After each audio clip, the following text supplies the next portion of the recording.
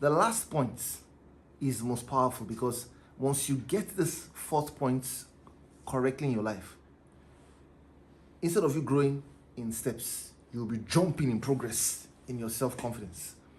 First of all, let's look at the fact that confidence is a muscle. The more you take steps in line of building your confidence, the stronger your confidence will be. The less you take steps in line of building your confidence, the weaker your confidence will be.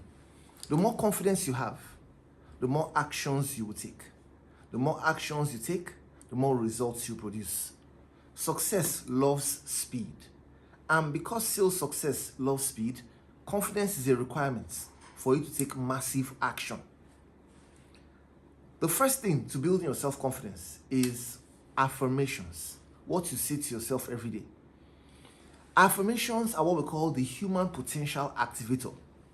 Every salesperson needs to have an affirmation that he or she has drafted, that they say to themselves on a daily basis. Successful salespeople do daily what unsuccessful salespeople do occasionally. The secret of your success as a salesperson is hidden in your daily routine. Because of that, you have to build a routine for yourself that guarantees predictable outcomes.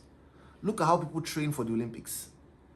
How an athlete performs in the Olympics will be based on what his daily routine and practice schedule looks like. Not only in the Olympics, generally. How a business person performs in the boardroom or in his presentations will be based on the daily routines that he or she invests in. A successful life is based on a successful year, is based on successful months, is based on successful weeks, and is based on successful days. So if you have successful days that you have specific routines that lead you to a particular outcome, a desirable outcome, you will end up having a successful life. Affirmations is one of these routines. The things you can say to yourself to stir you up, to inspire you. I'm winning today. I'm meeting my sales targets today. I'm favored today. I don't have no missed opportunities today. And when you write your affirmations, you want to write them in present tense or in past tense. Every target is met. I've exceeded my budget. I function in wisdom today. I'm winning. So you want to write it the way I'm saying it. You're not going to say, I'm going to. I'm winning. I'm excelling. Present tense. The second thing that would help you build your self-confidence. Now, I hope you know that some people say things like, it's not just talk. There was many years ago, I ran a training program, and there was a guy who came on the call and said, please, all these affirmations, I've practiced it before, it doesn't work. How would you know it doesn't work? Because at what point would you be able to say something doesn't work? First of all, before you can say knowledge is available, you want to be able to test it based on the fact that, is there data? Are there records? Is there a teaching about this thing? If there's a teaching about it, there's the knowledge out there about this particular subject. One, that's a sign that there could be something here. Two, things grow downwards first before they grow upwards. This means when you're trying to put the technique to work, initially you may not see any sign that it's working, but you want to keep at it. Give it at least 90 days on this journey and see if you have improved. And you do it with great intensity for a particular duration, maybe 5 to 15 minutes every morning. At a particular time, you build it into your calendar so you never forget. You'll be amazed what will happen. Well, second thing that would help you greatly is knowledge. Knowledge. To build your self-confidence, knowledge. So the first thing, affirmations. Remember, the job you have right now as a salesperson, you got it through affirmations. You got it through words, right? You spoke at the interview. You said something that the interviewer wanted to hear. Therefore, you got the job. So words was the basis upon which you got this job. So words will take you to the next level. Second thing, like I said, knowledge. Product knowledge. Industry knowledge. Knowledge about your prospects industry. General knowledge. 4 kinds of knowledge you need to have. So you need to, number one, know your products properly. If you know your products 100%, you'll find out that knowledge perfect up. You will see that you will be a lot more confident. A lot of the lack of self-confidence that people have is because of the doubts of the concerns of their insufficiency in terms of knowledge of what they sell. So when you get product knowledge out of the way, you have done almost all the work as regards knowledge. The second type of knowledge you want to have is industry knowledge. You need to know about your industry so that you can be able to educate your prospects. The greatest form of selling is selling through education. Whenever a prospect meets you and is haggling over price with you, a lot of times the problem is the prospect is uneducated in your industry. And what you're supposed to do is educate the prospects. What does it mean to educate? To educate means to take them from the beginning, the history of your industry. Take them from the back and move them all the way to the front. Imagine somebody selling real estate and you want to educate your prospects about real estate. You start to talk to him about, hey, this is the price of properties from this particular part of town, and you move him in a geographical order all the way to where you're trying to sell that particular property to him. That's how you educate. If you're in insurance, you want to talk about, oh, this is what is happening in the industry, and this is the basis upon which we have come up with our pricing. So you must have a form of educating the prospects. And the only way you can educate is if you study the subject, you know about your industry, you read about you go for your industry conferences, you read about articles about the industry, you're interested in the happenings in your industry. Third type of knowledge that you need to be able to sell successfully is the knowledge of the prospect's industry. And that's necessary because you want to let the prospect know that, hey, we have something in common. I speak the language of your industry. You're able to build rapport. The final type of knowledge you want to look at is general knowledge. Knowledge about what's happening in the world today. What's happening in your city, happening in your town, where you are.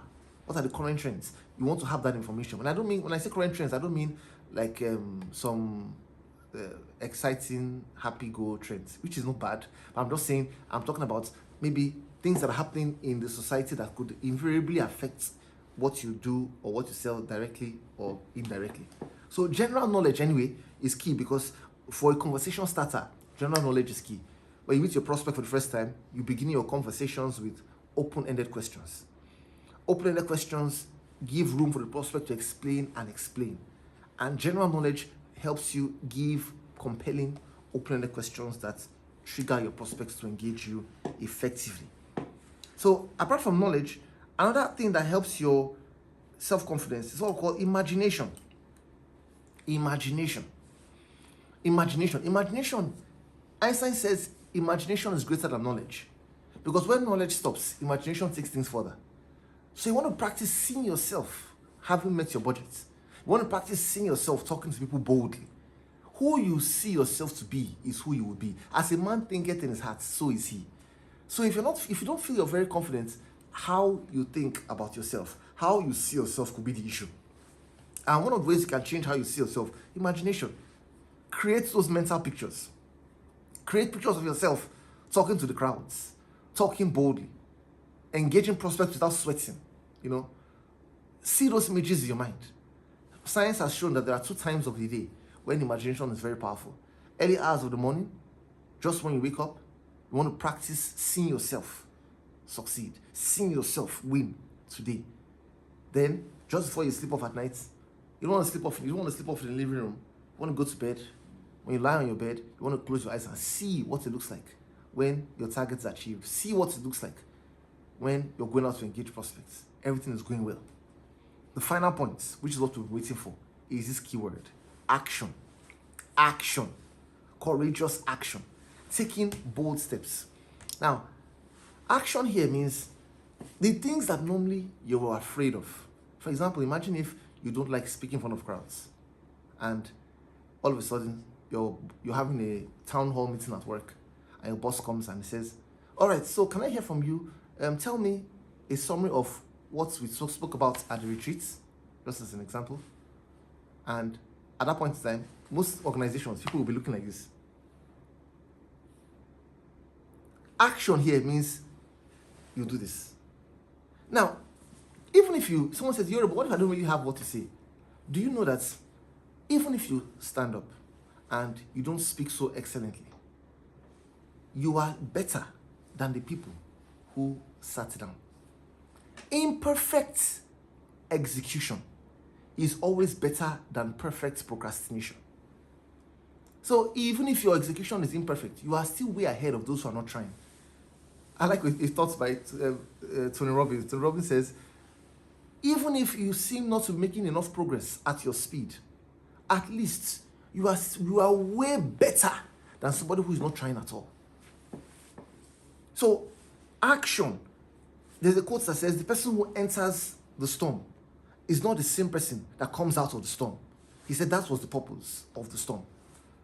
Putting yourself out there, taking bold steps, doing what you're afraid to do. It could be even having conversations with a loved one. There are conversations you know that you should have, but you've been staying away from.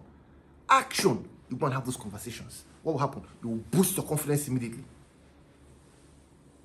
The other day, my wife was on the call with somebody, and when she was done with the conversation, I said, whoa, you had that kind of conversation with someone. That's a courageous step. It takes boldness to have that conversation. And she was like, yes, because it's important I have to have it. You see? Doing things that make you afraid. So if you identify things that make you scared, things that would not make you afraid, and you start to act in the opposite direction, your confidence will skyrocket. And it will happen very fast. Sometimes people are in church, and while they're in church, they feel like using the restroom. Or they're in a conference, seminar, they're in a crowd. They feel like using the restroom. And they're like, man, if I just get up now and I start walking through the crowd, the restroom is far. People will be seeing me. Okay, even if I get to the restroom. These are thoughts in the person's mind. Even if I get to the restroom and I start walking back, they're going to be looking at me. You see? Your self-consciousness is now avoiding you from taking bold steps. If you avoid taking bold steps when fear is present, you will weaken your self-confidence. You will weaken it. Many years ago, I ran a conference in Accra, Ghana. And when we were done with the meeting, I remember one of the participants, she invited me for lunch. So while we were in this luxury restaurant, I just stood looking outside the window. A lady walked up to me and she says, hi, Iyore, thanks for the session yesterday. And I was like, oh, wow. What part did you like the most? She says, well, action, courageous action. That really ministered to her so much. So while we were looking through the window, a man was about to enter his white SUV. And I said, of course, in this particular restaurant, there were luxury cars all through. So it looked like you could get some rich guys to engage in that particular environment. So while we're looking, a man was about to enter his white SUV. And I said, can you see that man there? Go and talk to him. And she said, just like that. I said, yes, that's the action I'm talking about. When you see a prospect, you may not, of course, you don't want to look silly. Nobody wants to look embarrassed. Nobody wants to be talked down to. But just go there. It's better you look like a fool today than look like a fool forever. Just go there. And she turned, went outside. She spoke to the man. I was just watching. And she was engaging him. She got his card. She came back and she says, hey, Iyore, he gave me his card. It was not so hard after all. Do you know that lady became number one in her industry in Ghana? Because she developed the right skill for confidence, taking massive action. So I want to encourage you to take massive action today. We have videos like this every day, 6:30 a.m. West African time. Join me live here on YouTube so that you can continue to learn more content that you can use to excel and do well in sales. Remember to like, remember to comment, remember to subscribe. If you have any questions, please feel free to drop a comment so that I can answer your questions. I look forward to seeing you in the next video.